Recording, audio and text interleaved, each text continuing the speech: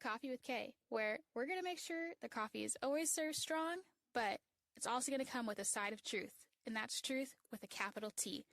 The truth of God, that is. I'm here to equip and encourage you, Saint. Yep, that's right, you. And if you're not familiar with the sainthood, I want to teach you what it is, and I want to invite you to the family. So, let's get right into it. Monday, happy days. Tuesday, Wednesday, happy days. Thursday, Friday, happy days. The weekend comes, my cycle hums, ready to race for you. Monday, happy, happy days. Tuesday, happy, happy days. Monday, happy, happy days. Tuesday, happy, happy days. All right, welcome back to Coffee with Kay. Sorry for the delay. Last week I was traveling and then also had, I don't know if it was allergies or cold, but I could not breathe through my nose, let alone speak through my vocal cords. So there was no way I was recording. But that's a great segue because today I'm going to share some thoughts about traveling in your 20s. Where I was traveling to last week, if you don't know, I am from New England. I grew up in Connecticut, and I get to go back home once a year usually to visit my family that still lives up there and some friends who are still up there and just enjoy the scenery and truthfully like my favorite place in the world, which is home. So every time we go up now, usually in the fall, we go for a couple days to Cape Cod in Massachusetts. And we go out for some relaxation and some rest and some time by the ocean. And so I had this whole plan one day to go out by the ocean and record an episode on the podcast. It was going to be so great and it was going to be such a vibe. And I was going to get to share the views. And then I woke up and it was pouring all day long, which I'm not mad about because I love the rain, but definitely cannot record in the rain. So that didn't happen. Anywho, yeah, so you guys voted for this week's episode, and it was pretty much a three-way tie between an ode to my 20s and sobriety, an ode to my 20s and traveling, and an ode to my 20s a faith journey. So those ones are going to come. I am looking forward to having a guest on at least one of those topics, and I think it's going to be really great. I think you guys will really enjoy it. So first off, thank you so much for the support. I've noticed I've got a handful of new subscribers on YouTube. I'm so glad you're here. If you don't follow me on Instagram or Threads already, definitely do so because that's where you can keep up with me most of the time. I do have a blog, wildlyrootedministry.org, but blogging comes few and far between nowadays, being a stay-at-home mom of 3.5, who also homeschools, who also volunteers, who also needs to sleep. When I can, I do get to blog, but I have 7 years of blogging that goes back to 2018, 2017, I think 2018, for you to partake in, and they're all honestly really good, really enjoyable. So have at it, enjoy. So to get into today's topic, today we're going to talk about traveling in my 20s. This series is called An Ode to My 20s. A month ago, I turned 30, and all year I've been dreading turning 30, honestly, even though I know Proverbs tells us that age is a blessing and wisdom is a blessing, and we should be grateful for that and honor it. But I just was not ready to turn 30. I felt like there were so many things that I was missing out on that I did not have the opportunity to do in my 20s, and just kind of working through some like regrets or just some things that I was grieving about my 20s and that decade of life. And just learning how to ask God for like desires that are on my heart that I was hopeful I would get to experience in my 20s that didn't come to fruition, or maybe they didn't come to fruition like I was anticipating them to, or whatever happened. The 20s were quite the time to be alive, but I'm thankful to have been alive for them because they've taught me a lot. So I love to travel. I've always been a travel bug. My parents, they took us traveling up and down the East Coast my entire life. Like, the moment I came out of the womb, my dad used to be a chauffeur. He used to have a side hustle chauffeuring limousine business that he ran for like decades. He used to have he had a limo. He had like a Lincoln Town Car limo. And he used to make runs, and he used to take people to New York and New Jersey and to weddings and parties and this and that. And for the longest time, I was like little toddler, and he'd have my car seat in the front seat of the limo in front of the partition. and I would do his rides with him. And that was like what I grew up in. Or I would, he would be picking people up and I would be hanging out in the back seat of the limo, watching the little black and white TV, watching Arthur and Power Rangers. Sorry, I am so thirsty and my throat is so dry from whatever I had last week. It's driving me crazy. So my bad for the breaks. I'm going to try and edit them out as much as I can. But yeah, my dad, he likes to travel. My mom really liked to travel. When we were older, it was not infrequent that she would pack my brother and I up and we'd go to Pennsylvania for a couple days and go visit the Amish country. Or we'd go down to Maryland and visit family in Maryland and go tour DC. My dad would usually take us to Florida every summer to visit his brothers that lived down there. And if we were lucky, we'd get to go to Universal Studios, but we always got to go to the beach. Sometimes we brought my cousins along, and we'd stay for a week or two in Florida, and it was just the best. Sometimes it wasn't the best, honestly. Sometimes it was so boring because sometimes traveling with your dad and your family is just not fun. But I'm older now. I realize that half the time my parents are traveling, it's for the same reasons I'm traveling, because I'm tired and I need a break and I need to get out of routine just for a minute. And I just need to be away from home doing nothing. Even if I'm just laying on somebody's couch away from home, that's not my home. That still feels like a vacation. But when you're little and you're a teenager, it does not feel like that. You have energy. You're out of school, you want to rip and run, it's summertime, you're ready to have fun, and your parents are just dying. I did not understand that. So something that my parents really drilled into me when I was younger, something that they really had big hopes and dreams for me when I went to college and after, was that they wanted me to be able to travel. They always felt like they wanted me to be able to see the world, just to go beyond our borders and meet new people and see what the world is like outside of America, outside of Connecticut, outside of Texas. And they were really, really, really adamant that I did that.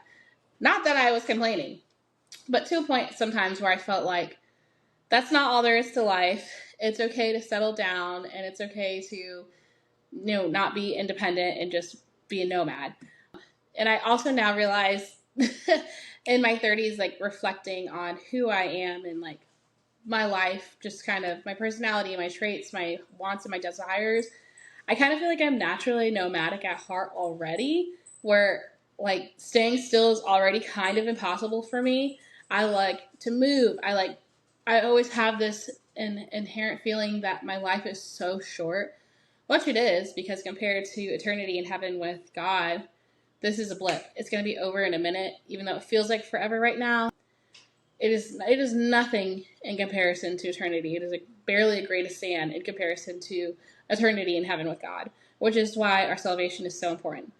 But to just focus on traveling for a second still, yeah, I just always have this feeling life is so short. I just want to go. I just want to, why be stuck in one place? Why not just visit other places? Why not meet new people? Why not homeschool across the country or on the other side of the world? And so as I've transitioned through this decade, traveling has looked very different in many different ways. So I'll just start off at 20. Technically, I was 19, but when I was 19, I was in an honors program in my college, and they had study abroad options, and we also had traveling opportunities that connected to our honors classes. And so my sophomore year, I had the opportunity to go on I think it was a 9-10 day trip to the Mediterranean. And so we traveled from Milan, Italy, all the way across, and we ended up in Barcelona, Spain. And so we went to Monaco, we went to Nice in France, and I think that's all. And then we went to Barcelona. And that experience was amazing. Just the story of getting there was insane. I worked my tail off to save up that money to get on that trip. The semester before, I took out an emergency student loan. If you haven't listened to my financials my financial takeaways in your 20s episode, a couple episodes back, go listen to that, because I will reiterate, do not take out student loans, especially not emergency loans. Do not. I just hate that that's a thing. I took out an emergency loan for summer school, and I had to pay it back, and all the money I'd saved up to pay it back was for my trip to Europe. And so I had to start all over. And I had like 4 or 5 months to save up like $2,000 to go on this trip, which now as I'm a grown up, that's nothing. But when you have like a $10 an hour, barely part-time job in college, like that's so hard. But I did it. I kind of starved my way through it, but I did it. And I had a couple family members here and there, like help with my trip and contribute, for Christmas, or like get me a suitcase or like a travel pillow for the plane and stuff. Anyway, so that's technically 19, but that was my introduction to traveling. I mean, how can you possibly meet that standard? Like, it was just such an incredible experience. I still can't believe I got to go. But it really changed my perspective. One, if you've read my book, Sown, Rooted in Redemption, my first published book, it's a poetry and prose style story about my testimony. And I share in it my experience in the Mediterranean. And that trip was so important to me because it really set up my heart to receive the Lord. Seeing his creation in such a marvelous way, like one of the most beautiful places on earth, that is just, it makes you feel so tiny because you are so tiny. And then you see all these other millions of people living their lives on the other side of the world that just they don't even know who you are. Like they're not even worried about you. They're living their own life. They're doing their own thing. But then also the reality that I was still having issues in Europe and I'm on this magical, amazing trip and I'm still like struggling, that it made me realize, okay, nothing is ever going to be perfect enough to satisfy me. Like there has to be more. There has to be more to life other than like just even this. And so that was such an influential part even of my faith journey, because when I came home, I really felt prepared to pursue the Lord. And when I came home, about a month later is when I ended my relationship with my girlfriend and started attending like a college crusade for Christ crew, small groups, and like started going to church and asking questions and attending a small group with other college friends that were in crew, and just really trying to read the Bible and understand who Jesus was for myself, because I was really interested and I was ready. And so that was such a huge setup for my 20s, because I don't believe I traveled that rest of that year. And then, when I turned 20, I was going back to school and I was just focused and I was broke. Hello. So it wasn't until I think the next summer that I got to do some more traveling again.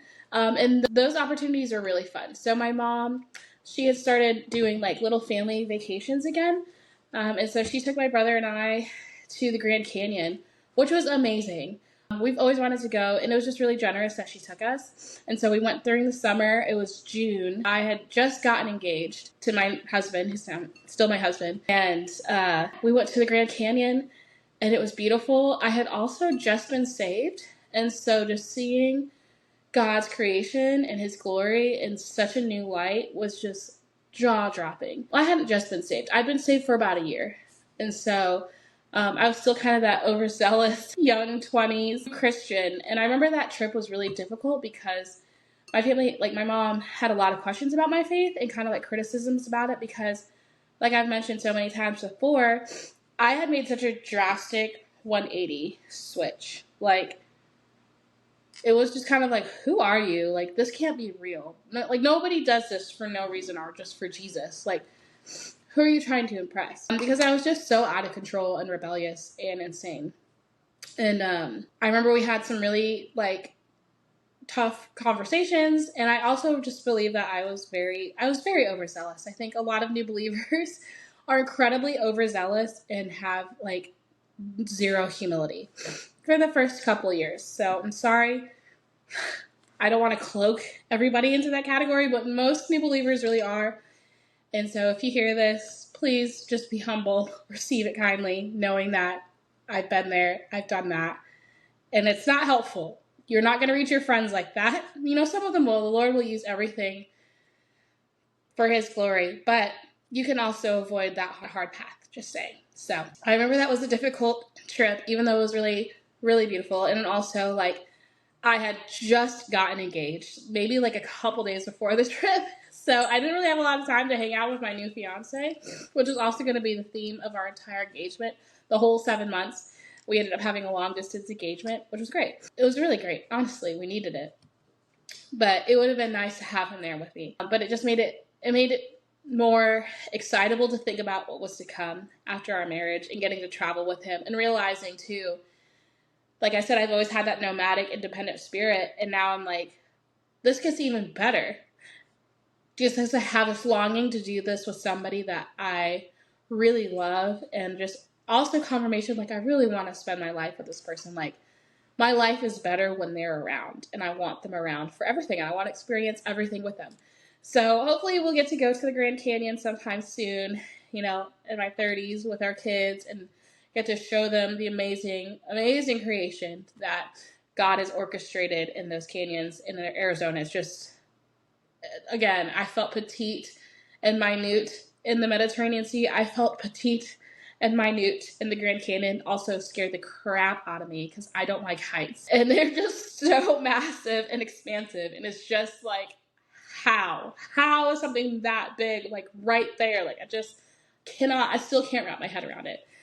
And then the next month that year, so I'm 20 and a half, we'll say. So this is the summer of 2015. So I think the next month, like I said, I got to do a lot of traveling that next year, which was so fun because I really like to travel. I just love to travel. So I and my roommate had been meeting with 2 Mormon missionaries. I'll call them K and B. I won't give away their names, but they knocked on the door one day. Can I tell you about my Lord and Savior Jesus Christ? And we're like, yeah, we know him. Like, come on in. We know they're Mormon. They have their elder badge. Like, we're not clueless, but we invite them in and let them talk and just listen and absorb and ask questions. And they're like, okay, so like, what do you think? And we're like, well, we're Christians. We're Bible-believing Christians, and this is what we believe. And they're like, okay, interesting. Okay, like, why do you believe that? Well, we're like, this is why we believe this. Why do you believe that? Well, this is why we believe this. And it just continued to open up conversation, and they kept coming back. And my roommate ended up kind of like befriending these guys. I know some people will call that friendship evangelism now. I don't think it matters. I think that's just compassion.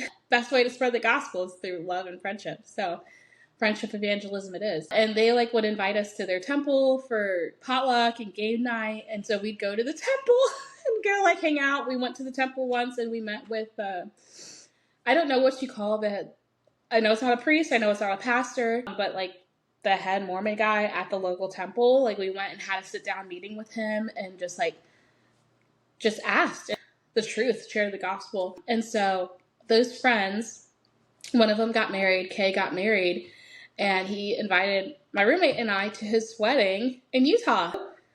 Of course, we loaded up the Subaru, my roommate and I, and we road tripped to Utah, just the 2 of us. And so we got to go camping in Colorado. We went to Lake Blue Mesa. Oh my goodness. Amazing. We had to drive through the 14ers. So we took this old Subaru up those 14,000 foot mountains in Colorado and back down to get to the other side. It was June. Yeah, I guess this was right after I went to the Grand Canyon. This was late June. And so I remember down at the bottom, in the valley, it was hot and we were sweating. It was 85, 90 degrees, even hotter in Texas, and it's starting to cool off as we get to Colorado. And then we go up this mountain and there was still snow on the top.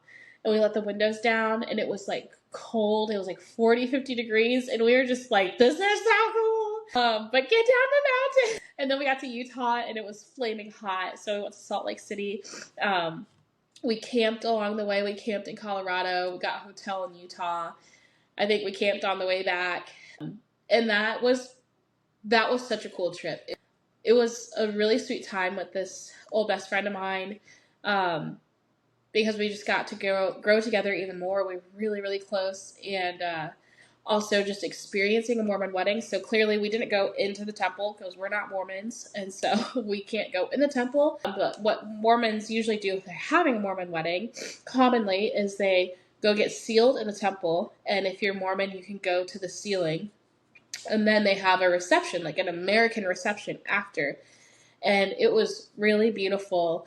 And they kind of will sometimes do like a civil ceremony, like a brief little civil ceremony, and trade rings and stuff. And then do, the cake cutting and all this stuff. And I will never forget how it was just really eerie. Honestly, it was so eerie because a lot of the people there were other couples from their church, young couples. And I know part of Mormonism, something that's very important is getting married and having a family. Like, that's kind of how they receive confirmation of the Lord's blessing in their life, is through the expansion of their family because of their belief system, right? And then there was a lot of young families, and that, like, Mormons are known for having a lot of kids. And so one thing I noticed was the kids were not well disciplined. I kind of felt like they were treated like little gods. Like, they just got to do whatever, and they were very disrespectful. And I can't say that for all Mormon kids. This was just my experience at this one wedding, and I will never say that all Mormon kids are like that. But it was a trending pattern. It was very sad. And then also, like, I remember my friend and I were trying to get to know couples that were seated at our table, and it was just empty. It just felt like the couple didn't even know each other. And there was just nothing to talk about other than marriage or kids.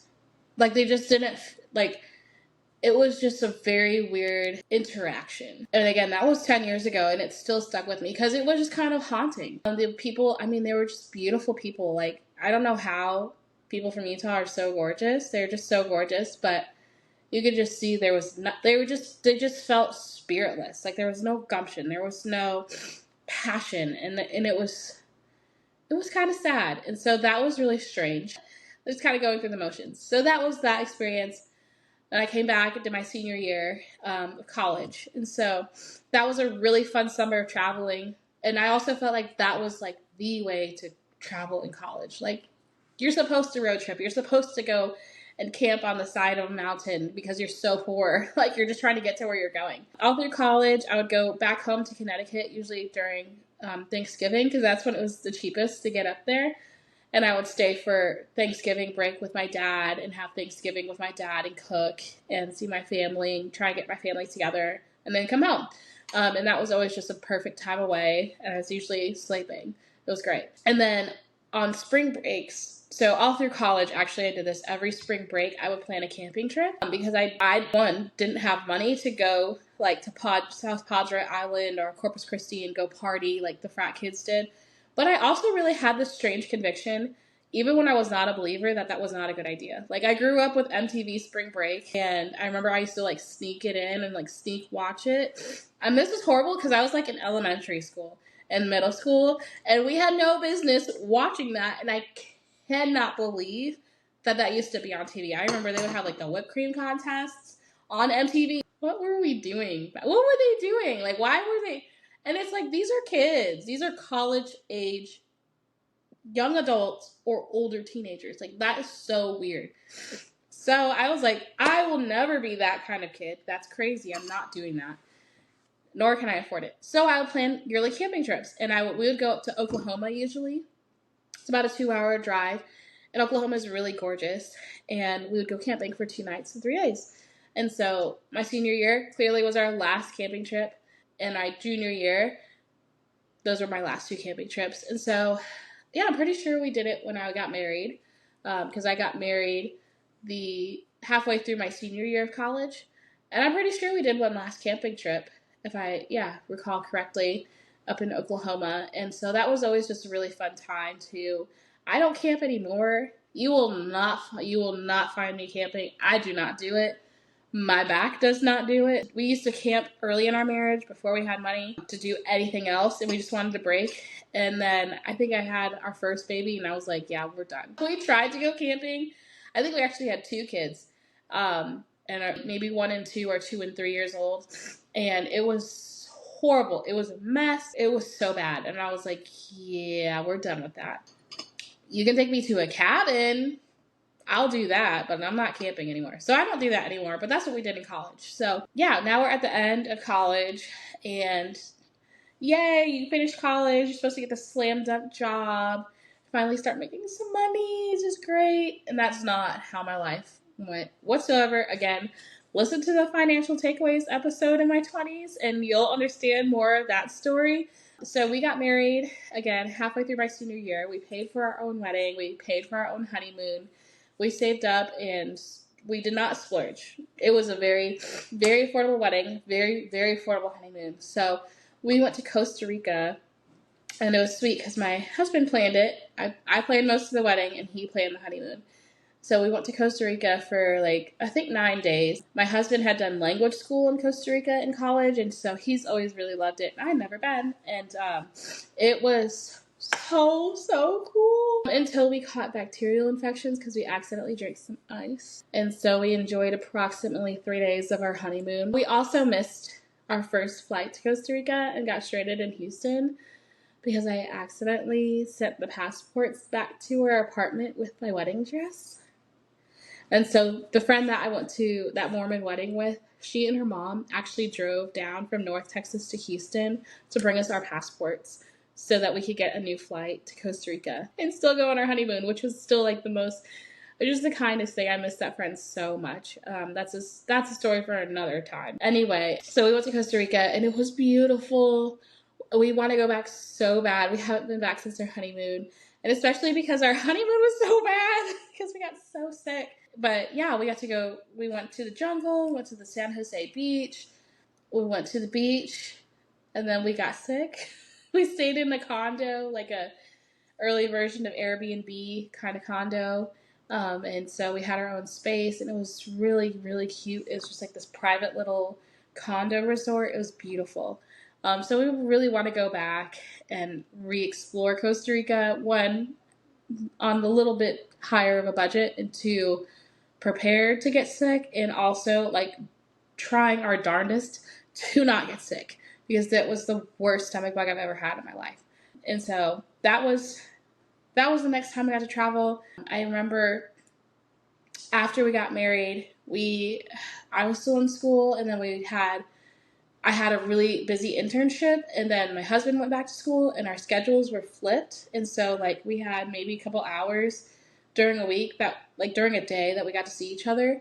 And that was really hard. And it was like that for probably 4 or 5 months of our marriage. And that sucked. And so we knew that we were going to be heading into that busy season after I graduated before my internship. So that May, after we got married, this is 2016, we took a little weekend trip to Weatherford, Oklahoma. And if you've never heard of it, we had never heard of it until then either. But again, this is the beginning of Airbnb kind of. And it was close and it was super cheap. And yeah, because there's nothing in Weatherford, Oklahoma.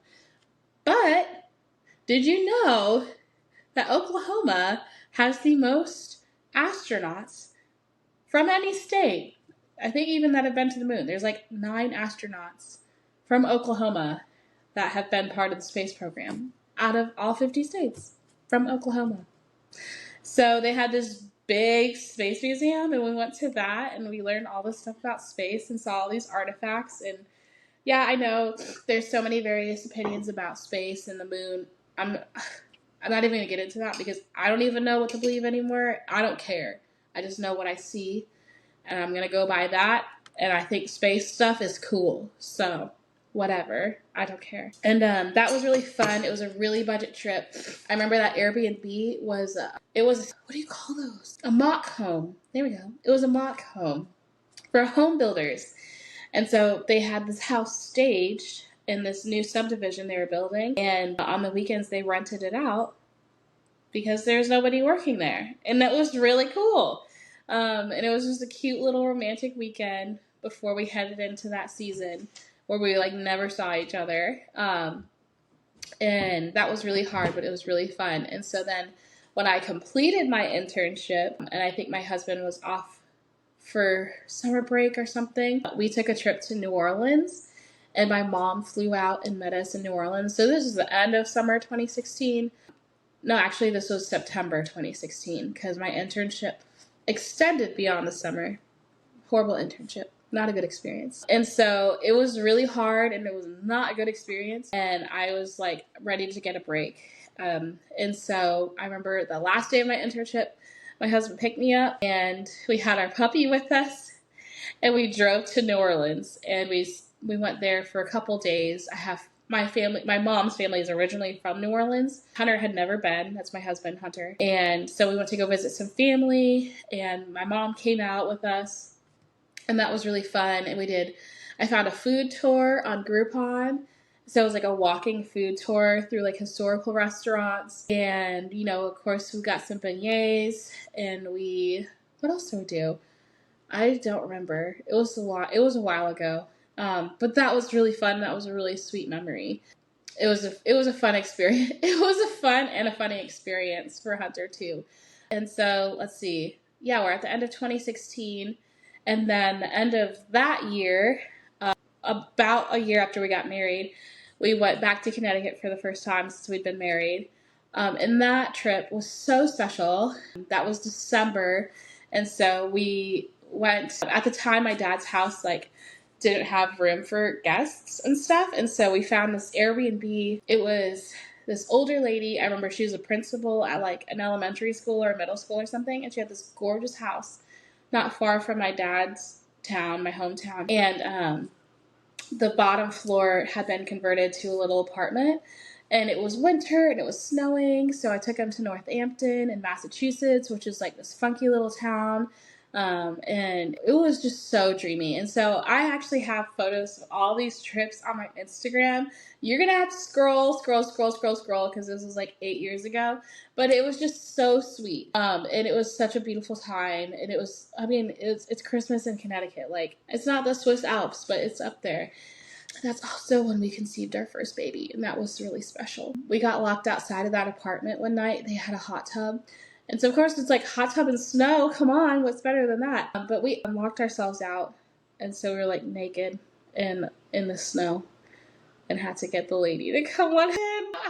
That was humiliating, but that was the best memory ever. So I'm sorry. I probably shouldn't have told you that. My husband's going to kill me, but it was such a funny story. I can't leave that out. And I share that too because we were newlyweds, and I've shared this on the previous episode again of a financial experience of my 20s. We were so broke, but I was unwilling to let that be a reason that we didn't travel.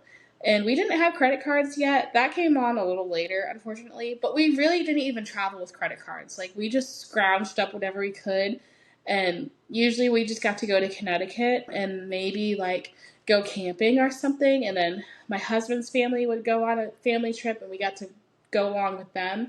But other than that, we really didn't go anywhere or spend money we didn't have to travel, even though we love to travel. So when we did collect our pennies to do something, it was very, very, very, very budget friendly. And that was the nice thing about the early Airbnbs, because I remember it used to be $50 a night, which I thought was the whole point of Airbnb-ing, was that you have an affordable place to stay, but it's more homey and it's not a hotel and it's not so commercialized. And now people charge out of the wazoo, and it's so annoying. If I ever have an Airbnb, I promise you I will try my best to not be that person, because it just taints the experience, honestly. I feel like people have gotten so grubby and money hungry when it comes to short-term rentals, and I hate that. Because I thought that wasn't the point. Anyway, I digress. So yeah, you have to definitely change your expectations. I think in your 20s, it's so easy to look on Instagram and see these young kids, these content creators traveling all over the world and staying in these nice places. One, half the time it's not real. Two, if they're content creators, usually they're getting paid to do that because they're creating content about where they're going. Hello. 3, 75% of Americans are in debt. 75. That is 3 out of 4 people that you meet or know every day that are in debt. So they probably can't afford said vacation if it's not one of those first 2 things, right? So just get your mind out of there. Like I said, I feel like your 20s, that is the time you should be road tripping in your crappy car, or staying in a little bungalow with some friends.